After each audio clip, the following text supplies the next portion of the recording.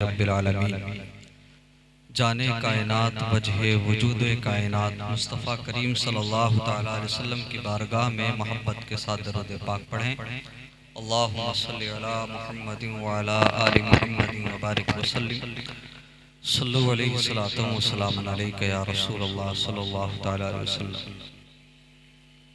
हमारी और आपकी खुशकिस्मती के सीकरी शरीफ से हमारे बीच हज़रत सैयद साहिब क़िबला तशरीफ़ फरमा है और हज़रत के बरादर अकबर हज़रत नूरुल हसनैन मियाँ साहिब क़िबला से लॉकडाउन से कबल कस्बा जोली मुज़फ़्फ़रनगर के आसपास वहाँ मुलाकात हुई थी और हज़रत कारी लुत्फ़ुर रहमान साहिब क़िबला जो असफिया में एक जुदा गाना शान रखते थे, अल्हम्दुलिल्लाह उनके भी दीदार का शरफ हासिल हुआ है। उनसे भी मुलाकात हुई थी।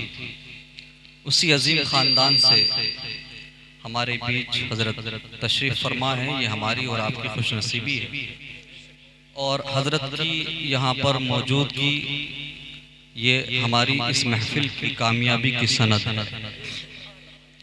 माइक ऑपरेटर साहब आज बहुत परेशान हैं, वो अपनी कोशिशें कर रहे हैं बेचारे जितना उनसे मुमकिन है, लेकिन आज मामला कुछ और है उनके साथ। लेकिन मैं इतना ही कहूँगा आपसे आखिरी बार, मेरे बाद आपको कोई परेशान नहीं करेगा। इसकी ईको ख़त्म कर दीजिए, ईको ख़त्म कर दीजिए, जिससे बात को समझाना आसान हो जाए। मेरे मुस्तफ़ा करीम सल्लल्लाहु तआला अलैहि वसल्लम के प्यारे दीवानों, हम और आप यहाँ पर बैठे हैं, बस बैठ जाइए आप शांति से माशाअल्लाह। हम और आप यहाँ पर बैठे हैं अल्लाह और उसके रसूल का जिक्र करने के लिए। रहने दीजिए हज़रत, जैसा है वैसे रहने दीजिए, ठीक है, शुक्रिया। कभी कभी कंप्रोमाइज़ भी करना पड़ता है। हम ज़्यादा मेहनत नहीं करेंगे, आप ज़्यादा मेहनत कीजिए, ठीक है। हमेशा स्टेज वाले ज़्यादा मेहनत करते हैं, आज आवाम का नंबर है कि वो ज़्यादा मेहनत करे। मेरे मुस्तफ़ा करीम सल्लल्लाहु तआला अलैहि वसल्लम के प्यारे दीवानों,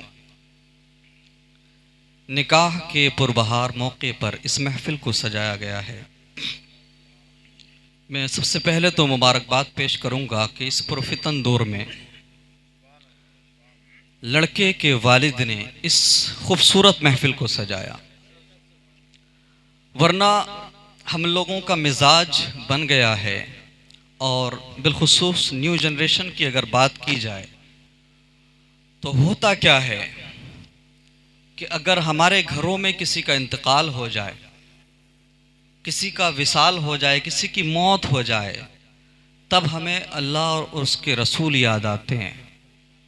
तब हम ऐसी महफिलें सजाते हैं, यानी जब गम का मौका होता है तब हम अल्लाह का जिक्र करते हैं, ऐसी महफिलें सजाते हैं। और जब खुशी का मौका आता है तो अक्सर देखा जाता है कि हम रब को भूल जाते हैं और उस नबी को भी भूल जाते हैं जिस नबी ने हमें मेराज की रात भी नहीं भुलाया। उस नबी को भी भूल जाते हैं कि जिस नबी सल्लल्लाहु अलैहि वसल्लम से बार बार रब ने फरमाया, महबूब मांगो क्या मांगते हो। हर बार मेरे नबी ने यही अर्ज किया, परवरदिगार मुझे कुछ नहीं चाहिए, बस मेरी गुनाहगार उम्मत को बख्श दे। हम खुशी के मौके पे उस करीम नबी को भूल जाते हैं जिसने अपने सजदों में भी हमें नहीं भुलाया, जो सारी जिंदगी रब की बारगाह में सजदे करके अर्ज करते रहे, आंसू बहाते रहे, परवरदिगार मेरी गुनाहगार उम्मत को मेरे हवाले कर दे। तो यही हमारा तरीका हो गया है कि गम का मौका आता है तो हम अपने नबी को याद करते हैं, अल्लाह को याद करते हैं। खुशी का मौका आता है तो हम रब को भूल जाते हैं, फिर शैतान को याद करते हैं, शैतान को खुश करते हैं। मुबारकबाद के लायक हैं अहले खाना कि आपने दुनिया वालों को ये पैगाम दिया, सारे मुसलमानों को ये मैसेज दिया कि सुनो, हम मुस्तफ़ा करीम के उम्मती हैं, हमने उनका कलमा पढ़ा है।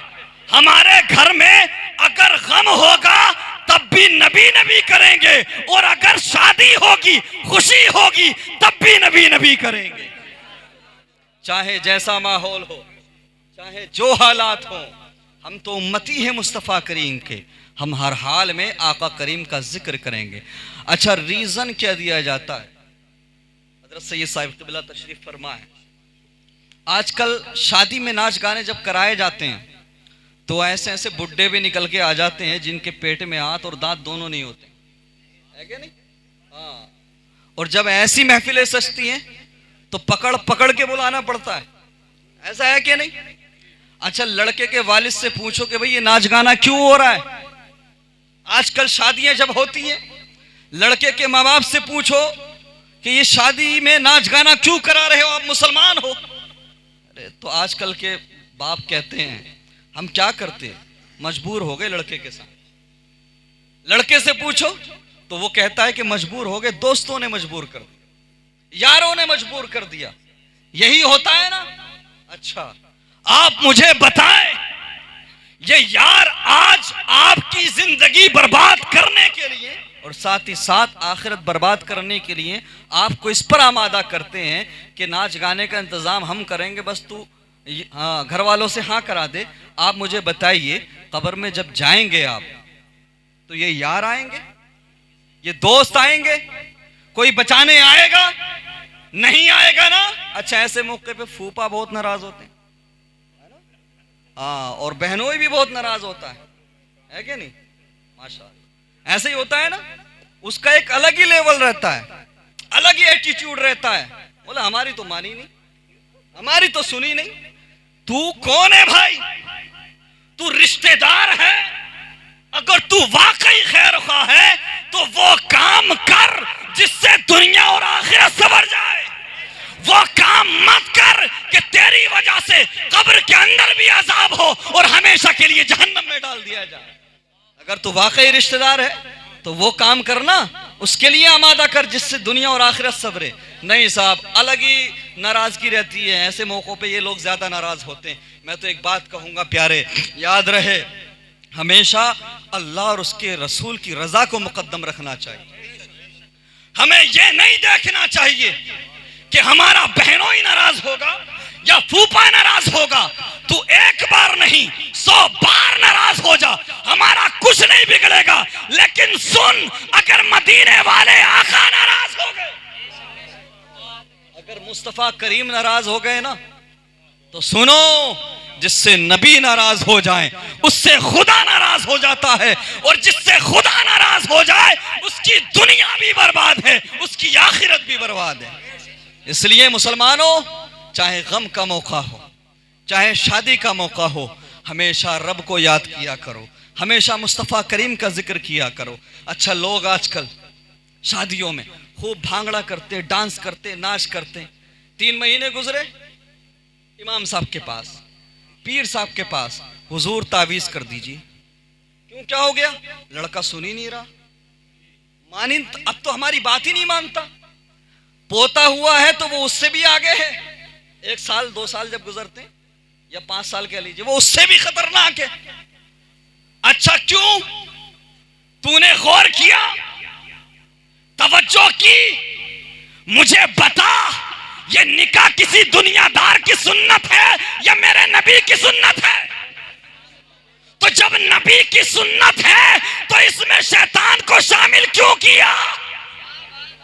नाच गाना करके शैतान को शामिल करते हो, नबी की सुन्नत का मजाक उड़ाते हो, निकाह की बुनियाद नाच गाने पर रखते हो। तो मुझे बताओ, फिर बच्चे शैतानी फितरत लेकर पैदा नहीं होंगे तो क्या वली पैदा होंगे?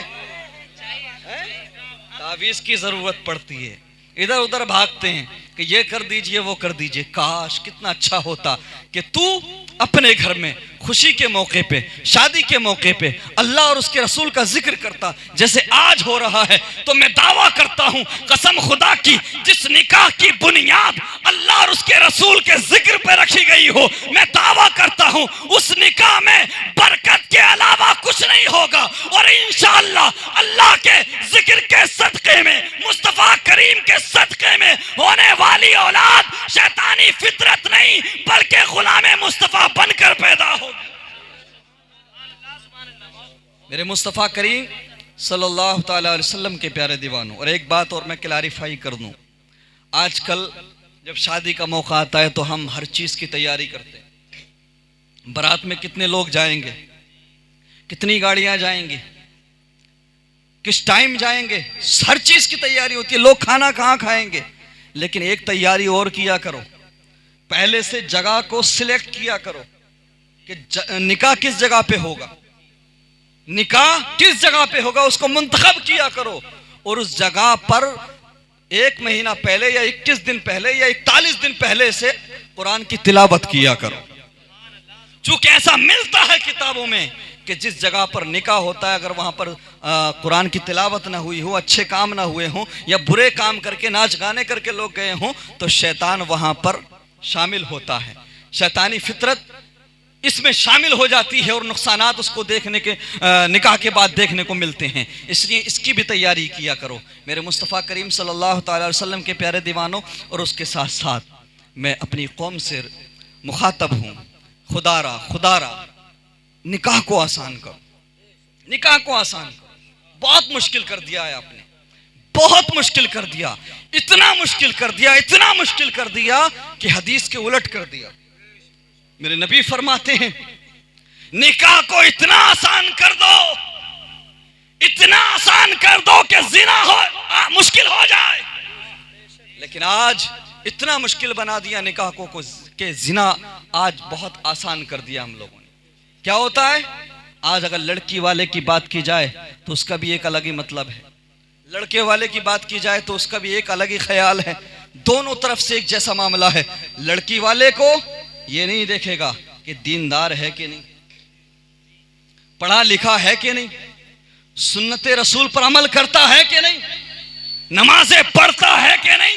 नहीं, आजकल जब रिश्ता देखने जाते हैं, अगर दस्तरखान वसी है, दस्तरखान पर मौके पर अब जिस आदमी को बोलेरो लेनी हो, फार्चूनर लेनी हो या स्कॉर्पियो लेनी हो, तो वह वक्ती तौर पे कई हज़ार का सामान दस्तरखान पे ला के रख दे तो क्या बड़ी बात है। 10-5 हज़ार खर्च करके 20-25 लाख लेगा भी तो।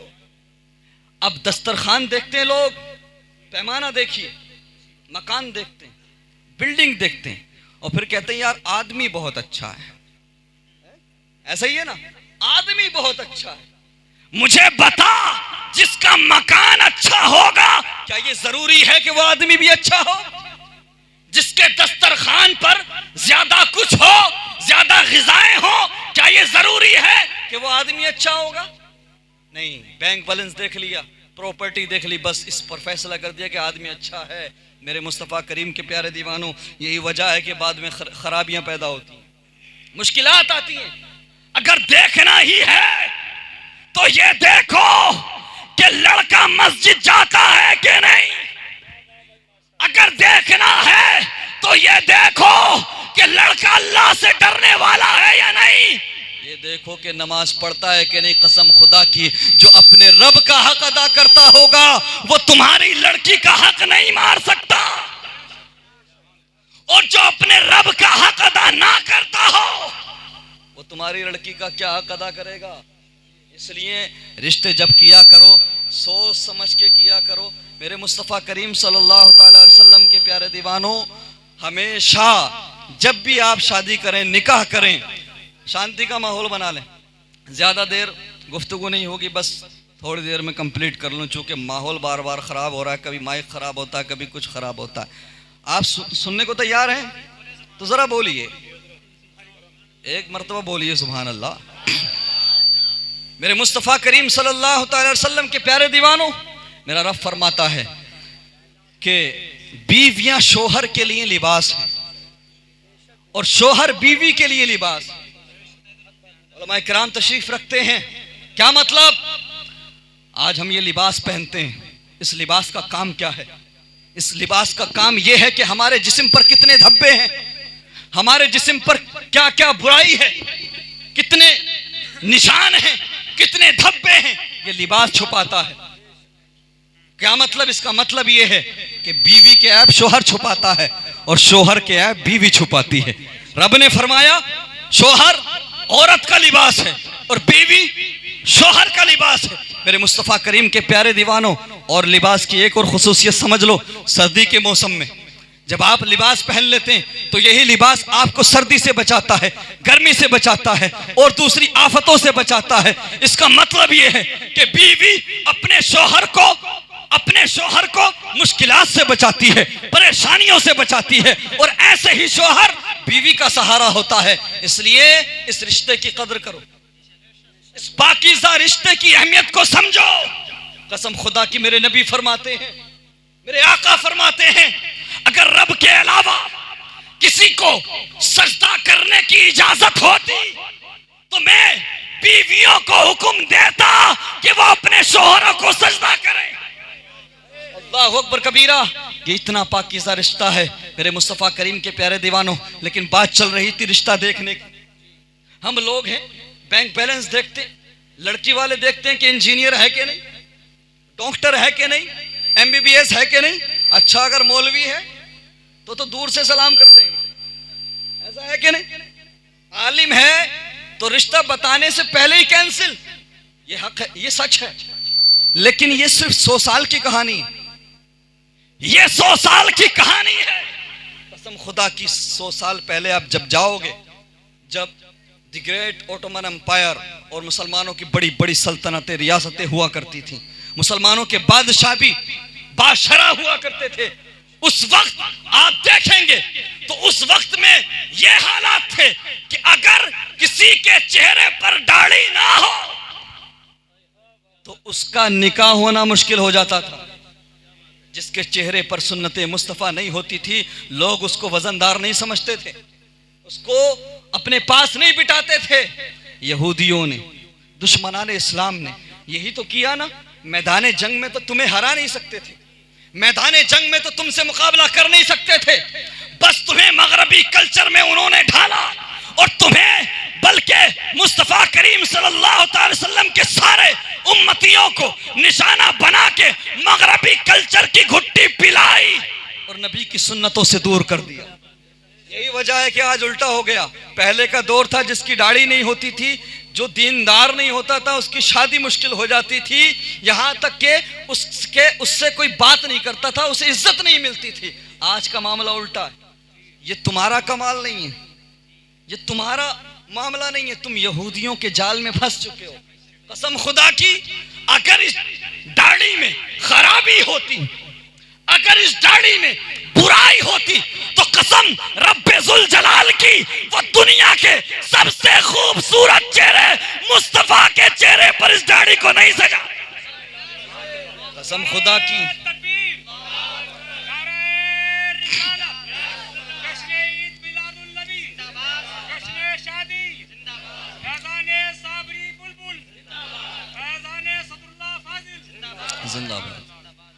अगर दाढ़ी खराब होती, अच्छी नहीं होती तो कायनात के सबसे हसीन मुखड़े पर नहीं होती।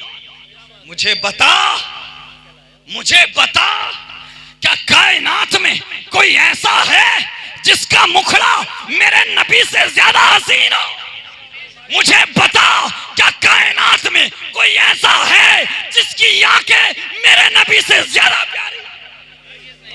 पूरी कायनात में कोई ऐसा है कि जिसका किरदार मेरे नबी से ज्यादा प्यारा हो, जो मेरे नबी से ज्यादा हसीन हो? अरे उनके हुस्न की बात क्या की जाए। हुस्न यूसुफ पे कटी मिस्र में अंगुश्ते जना, सर कटाते हैं तेरे नाम पे मर्दाने अरब। और समझा हुनूस मेरा इश्क बेसबात, समझा नहीं हुनूस मेरा इश्क बेसबात।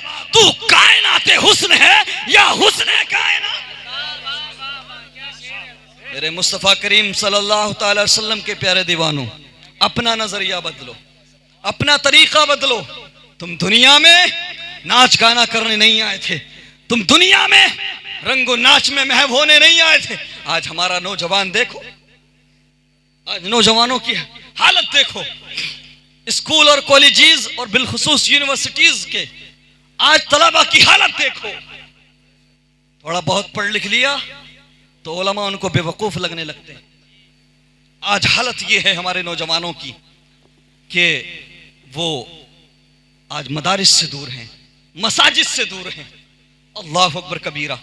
जिन नौजवानों के हाथों में इस्लाम का परचम होना चाहिए था, जिन नौजवानों के हाथों में कुरान होना चाहिए था, आज उन नौजवानों के हाथों में शराब की बोतलें नजर आती हैं। जिन नौजवानों के हाथों में सीरत मुस्तफ़ा की किताबें होना चाहिए थी, आज उन नौजवानों के हाथों में ताश के पत्ते नजर आते हैं। अल्लाह अकबर कबीरा। हमारे नौजवान आज नफ्स परस्ती के रास्ते पर हैं। हमारे नौजवान आज शराब नोशी के अड्डों की तरफ जाते हुए नजर आते। मुसलमानों, अगर चाहते हो कि हमारे वो नौजवान जो अपने माँ बाप से बदतमीजी करते हैं, वो नौजवान जो शराब नोशी के रास्ते पर जा चुके हैं, वो नौजवान जो आज जिना के अड्डे की तरफ जाते हैं, वो पलट आए अपने करीम रब की तरफ, पलट आए उस करीम रब की तरफ जो रब 70 माओं से ज्यादा प्यार करता है। पलट आए उलमाए किराम की तरफ, पलट आए मसाजिद की तरफ। अगर चाहते हो शराब नोशी का रास्ता नौजवान छोड़ दे, अगर चाहते हो जिना का रास्ता नौजवान छोड़ दे और खुद नफ्स परस्ती का रास्ता नौजवान छोड़ दे, तो मुसलमानों, इस पुरफितन दौर में कोई तरीका कारगर नहीं हो सकता। बस एक तरीका है, नौजवानों को मेरे नबी का दीवाना बना दो, नौजवानों को मेरे नबी का आशिक बना दो। जैसे जैसे मेरे नबी के इश्क का नशा नौजवानों पर चढ़ता जाएगा, वैसे वैसे दुनिया की रंगीनियों का नशा, शराब की बोतलों का नशा उतरता जाएगा। डॉक्टर इकबाल फरमाते हैं, दो आलम से करती है बेगाना दिल को, अजब चीज है लज्जत आशनाई। मेरे मुस्तफ़ा करीम के प्यारे दीवानों, आज जरूरत है इश्क मुस्तफ़ा की शमा रोशन की जाए।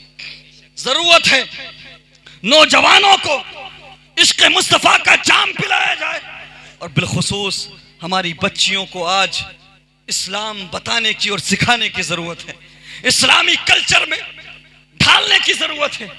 क्या आप नहीं जानते आज हम किस दौर से गुजर रहे हैं? एक रिपोर्ट के मुताबिक कई हजार की तादाद में मुस्लिम लड़कियां, मुस्लिम बच्चियां इर्तिदाद का शिकार हो चुकी हैं। अल्लाह अकबर कबीरा। वो मुर्तद हो चुकी हैं, इस्लाम को छोड़ चुकी हैं और गैर मुस्लिमों के साथ शादियां कर रही हैं। कोई कोर्ट मैरिज कर रही है, कोई कुछ कर रही है। आप जानते हो क्यों? आप कहोगे भटक गई होगी, आप कहोगे राह छोड़ दिए होगी। मुझे बता तो जरा, ये राह से भटकाने वाला कौन था? ये उसको गलत रास्ते पर भेजने वाला कौन था? मुझे बता। सारा सारा दिन सीरियल देखने पर खामोश रहने वाला तू था कि नहीं? बेटी को आईफोन से लेकर और बड़े बड़े फोन लाकर देने वाला तू था कि नहीं? बेटी की फहश फिल्में देखने पर खामोश रहने वाला तू था कि नहीं? बेटी के जींस पहनकर बाजार में घूमने पर खामोश रहने वाला तू था कि नहीं? आज कहते हो कि भटक गई होगी। आज हमारी हजारों की तादाद में मुस्लिम लड़कियां इस्लाम को छोड़कर गैर मुस्लिमों के पास जा रही हैं। अल्लाह अकबर।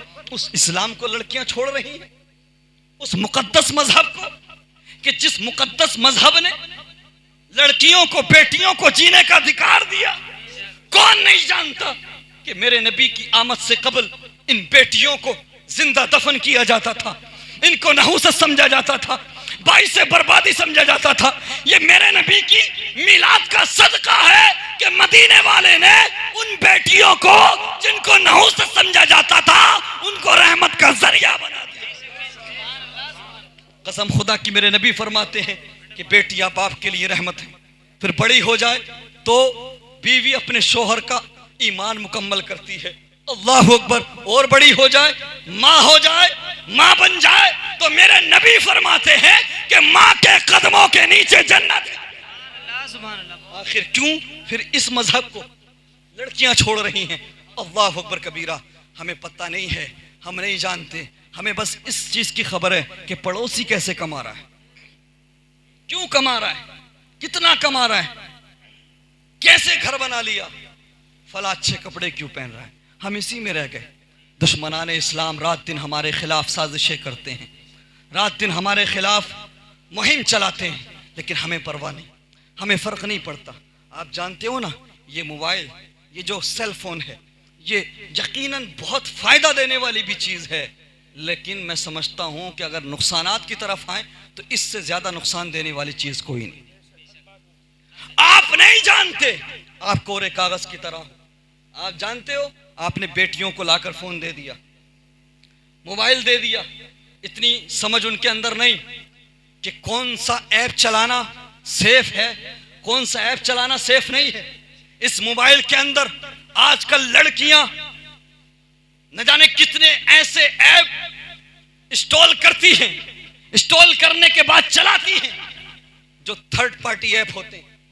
आप जानते हो, आपकी बेटियों की डिटेल बेच दी जाती है, आपकी बेटियों के नंबर लफंगों को दे दिए जाते हैं और दुश्मनाने इस्लाम को दे दिए जाते हैं। फिर वो उन नंबरों के जरिए मुस्लिम लड़कियों को टारगेट करते हैं। आज अगर मैं एक बात कहूं कि इस मोबाइल के अंदर क्या क्या है, कुछ भी सेफ नहीं है, चाहे वो वीडियो हो या ऑडियो हो, चाहे फोटोज हो। अगर आप थर्ड पार्टी के, थर्ड क्वालिटी के ऐप इस्तेमाल करते हैं, आजकल पता ही नहीं लगता लोगों को, न जाने कितने थर्ड पार्टी ऐप इस्तेमाल करते हैं, और उसके बाद ये हमारी जो डिटेल होती है, जो डाटा होता है, वो बेच दिया जाता है। फिर उसी का सहारा लेकर के हमारी मुस्लिम बच्चियों को टारगेट किया जाता है। उसी का नतीजा है न जाने कितनी मुस्लिम लड़कियां अपना घर छोड़कर चली गई और गैर मुस्लिमों के साथ नजर आती हैं, लेकिन हमें फर्क नहीं पड़ता।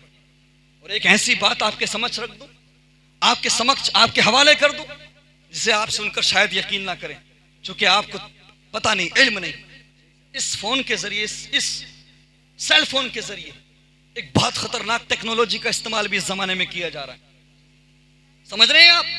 बड़े बड़े दानिश्वर दुनिया के, बड़े बड़े कलमकार और जर्नलिस्ट इस पर बहस करते हैं और ये कोशिश करते हैं कि इस पर एक कानून आना चाहिए और इस पर पाबंदी लगना चाहिए। किस चीज पर? जो टेक्नोलॉजी का इस्तेमाल किया जाता है मोबाइल के जरिए। आप जानते इसके जरिए क्या क्या मुमकिन है?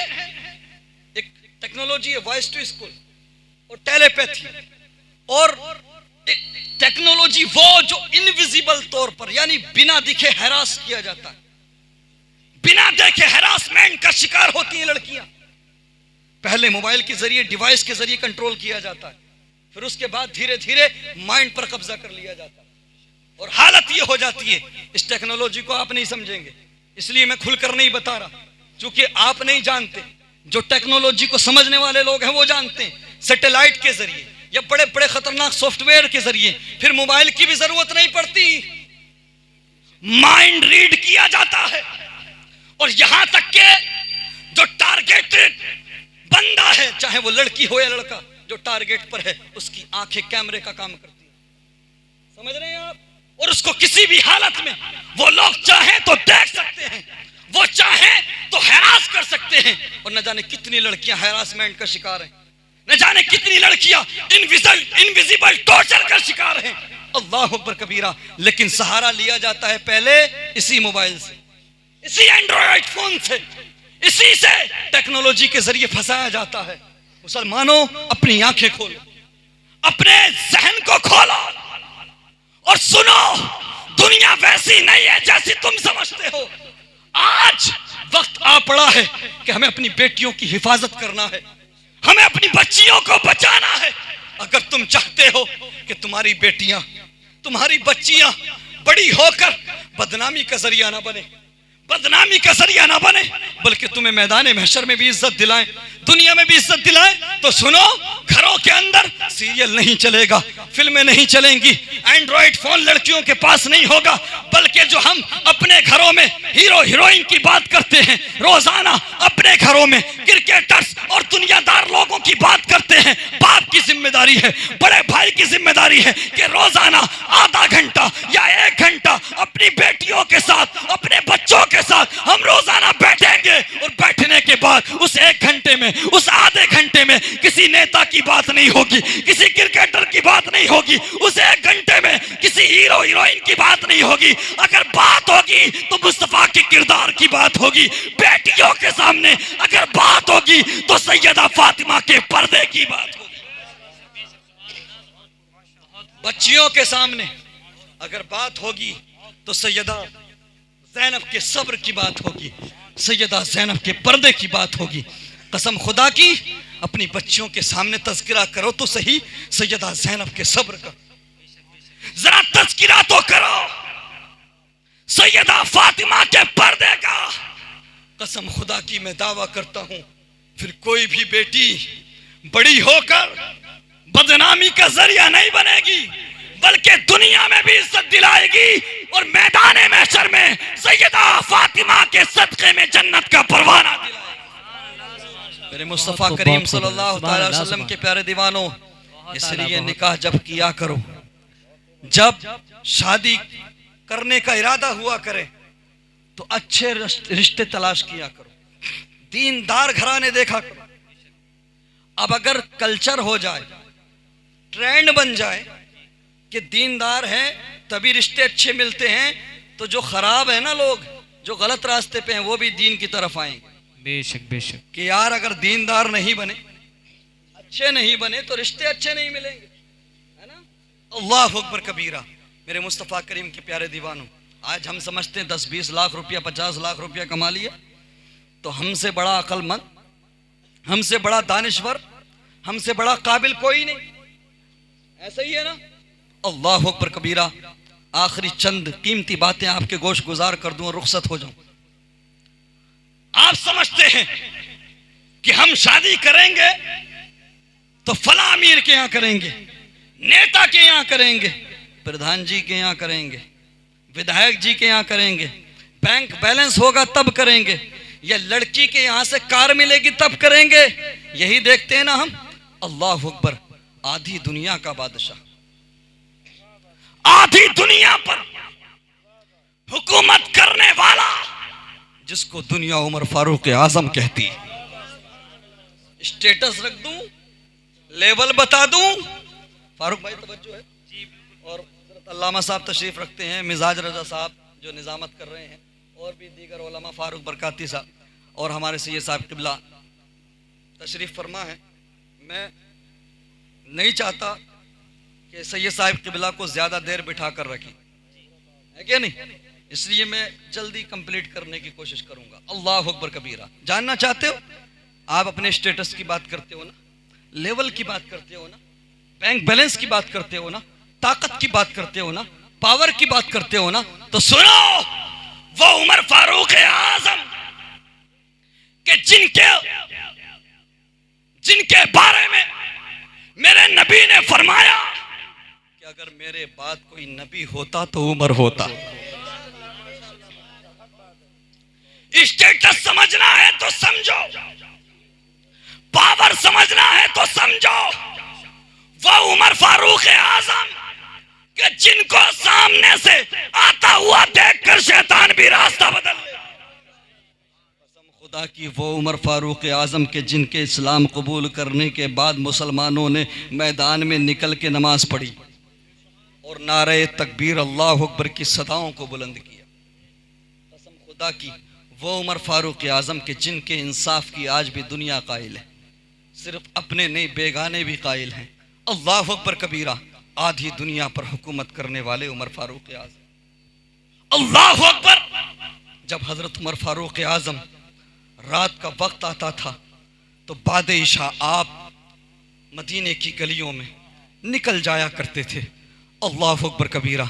सैयदना उमर फारूक आजम रात को बाहर निकलते थे ये देखने कि कहीं मेरी रियाया में कोई परेशान तो नहीं है, कोई भूखा तो नहीं सो गया, कोई गमगीन तो नहीं है, कोई मुश्किल वक्त में तो नहीं है। यही मामूल था सैयदना उमर फारूक आजम का। एक मर्तबा रात के सन्नाटे में, रात के आखिरी हिस्से में गालिबन आप घर से बाहर निकले तो आप जा रहे थे, जाते जाते वक्त फजर जो है करीब आ गया, फजर का वक्त करीब आ गया। अल्लाह अकबर कबीरा। तो एक घर में से, एक घर के अंदर से एक बूढ़ी औरत की आवाज़ आती है और वो कहती है अपनी बेटी से, तूने दूध तो दू लिया है बकरियों का, अब ऐसा कर दे, लोग लेने के लिए आएंगे, हमें इस दूध को बेचना है अपना घर चलाने के लिए, एक काम कर, थोड़ा दूध में पानी मिला दे। अल्लाह अकबर कबीरा। क्या? दूध में पानी मिला दे। जब इतना उस बूढ़ी औरत ने अपनी बेटी से कहा तो बेटी ने कहा, माँ क्या तुम नहीं जानती कि उमर का दौर है? क्या तुम नहीं जानती कि फारूक आजम का दौर है? तो बूढ़ी औरत ने कहा, बूढ़ी माँ ने कहा, अरे अगर उमर फारूक आजम का दौर है तो क्या हुआ, उमर देख थोड़ी रहे। तो उस बेटी ने कहा था, मां मैं जानती हूं कि हजरत उमर नहीं देख रहे, लेकिन सुनो, बेशक उमर नहीं देख रहे, लेकिन उमर का खुदा तो देख रहा है। कसम खुदा की, जब हजरत उमर ने इतना सुना तो आपके कदम रुक गए, और रुकने के बाद आप अपने घर चले गए। कुछ वक्त गुजरने के बाद आप अपनी अहलिया के साथ उसी घर पे दस्तक देते हैं। मेरे मुस्तफ़ा करीम सल्लल्लाहु ताला अलैहि वसल्लम के प्यारे दीवानों, जैसे ही उस घर में दाखिल हुए, बूढ़ी औरत ने दरवाज़ा खोला, और जैसे ही दरवाज़ा खोला तो देखा कि कुछ मेहमान आए हुए हैं। बूढ़ी खातून पहचान न सकी। अल्लाह अकबर कबीरा। हज़रत उमर फ़ारूक आज़म ने घर में जाने की इजाज़त तलब की, इजाज़त ली। अल्लाह अकबर कबीरा। जैसे ही घर में दाखिल हुए, उस बूढ़ी खातून से कहा, आज तुम्हारे पास हम एक ख़ास मकसद के तहत आए हैं, एक आरज़ू लेकर आए हैं, एक तमन्ना लेकर आए हैं। अगर आप चाहें तो हमें खुश कर सकती हैं, हमारी मुराद को पूरा कर सकती हैं। अल्लाह अकबर कबीरा। जब इतना कहा तो बूढ़ी खातून ने कहा, आखिर आपको हमसे क्या चाहिए? तो हजरत उमर फारूक आजम फरमाते हैं, सुनो, मैं आपकी बेटी का हाथ मांगने आया। अल्लाह अकबर कबीरा। कहा, आप कौन? कहा, मैं उमर फारूक आजम, वक्त के खलीफा। जब इतना सुना तो बूढ़ी खातून परेशान हो गई, हैरान रह गई। कहा, हुजूर, आप इतनी बड़ी रियासत के सुल्तान हैं, आप इतनी बड़ी सल्तनत के सुल्तान हैं, आप आधी दुनिया पर हुकूमत करने वाले हैं, आप आधी दुनिया के बादशाह हैं। अरे मेरे घर को देखिए, मेरे घर में तो 2 वक्त की रोटी भी मयस्सर नहीं होती। अल्लाह अकबर कबीरा। 2 वक्त की रोटी के लिए भी हम बकरियों का दूध निकाल के बेचते हैं, तब जाके हमें 2 वक्त की रोटी मिलती है। आपके लिए हम कैसे अपनी बेटी को दे दें, आपके बेटे के लिए? आखिर हम आपके लायक नहीं हैं। जब इतना कहा तो उमर फारूक आजम ने कहा, सुनो, बेशक मैं आधी दुनिया का सुल्तान हूं, बेशक मैं आधी दुनिया पर हुकूमत करने वाला हूं। अल्लाह। और सुनो, मैं आधी दुनिया पर हुकूमत करता हूं तो अल्लाह ने मुझे वो नजर दी है जो अच्छे और बुरे को पहचानती है। बेशक बेशक। यकीनन तुम गरीब हो, यकीनन तुम्हारे पास 2 वक्त की रोटी का इंतजाम नहीं, लेकिन सुनो, तुम्हारी बेटी मेरे घर को अगर जीनत बख्शेगी तो मेरा मुकद्दर है। अल्लाह अकबर कबीरा। किस लिए हजरत उमर फारूक आजम ने उसको पसंद फरमाया? किस लिए अपने घर में उसको लेके आए, अपने बेटे की दुल्हन बनाया? इसलिए ना कि वो अल्लाह का खौफ रखने वाली थी, अल्लाह से डरने वाली थी। अल्लाह अकबर कबीरा। मेरे मुस्तफ़ा करीम के प्यारे दीवानों, वरना तो वो देखते कि आधी दुनिया का सुल्तान मैं हूं, बाकी जो आधी दुनिया का सुल्तान है उसकी बेटी से मेरे लड़के की शादी हो।